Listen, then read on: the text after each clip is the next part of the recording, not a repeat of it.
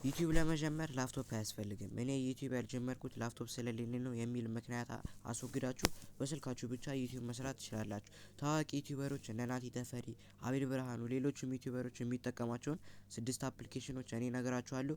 ይህን ከመንገድ በፊት ግን ሰብስክራይብ ማድረጋችሁን እንዳትረሱ። አንደኛውና ዋነኛው ነገር ቢሆን ፊክስን ላብ ነው።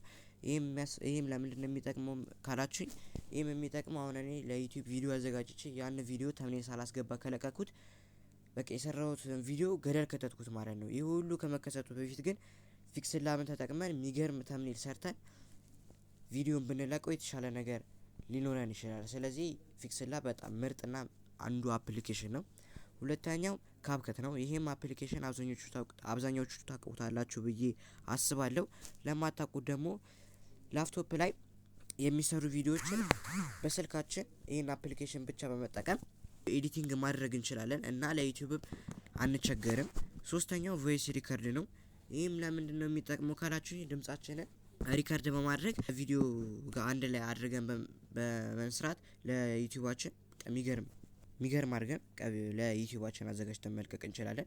አራተኛው ቪዲዮ ሪከርድ ነው። ይሄም የሚጠቅመው የራሳችን ስራ ከስልካችን ላይ የምናሳየው ነገር ካለ ይህን ሶፍትዌር በመጠቀም ሪከርድ አድርገን ለሌሎቹ ማጋራት እንችላለን። አምስተኛው ቻት ጂፒቲ ነው። ይሄም የሚያገለግለን ታይትል ወይም ዲስክሪፕሽን ካጣን የሰራነውን ቪዲዮ ለቻት ጂፒቲ ትጽፉለትና እሱም ለቪዲዮ የሚሆን ታይትልን ወይም ዲስክሪፕሽን አዘጋጅቶ ያቀርብላችኋል። ይህም ሶፍትዌር ይጠቅማችኋል። ስድስተኛው ደግሞ ቻት ጂፒቲ ላይ የሰጠን ታይትል ወይም ዲስክሪፕሽን የምንተረጉምበት ጉግል ትራንስሌት ይባላል።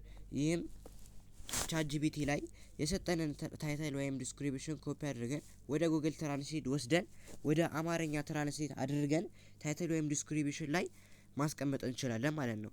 እና እነዚህ 6ቱን ሶፍትዌር በመጠቀም በስልካችን የዩቲዩብ ሰብስክራይበራችንን ማሳደግ እንችላለን። የዛሬ ቆይታችን ይሄን ይመስል ነበር። ይህን ቻናል ሰብስክራይብ ማድረጋችሁን እንዳትረሱ። ባይ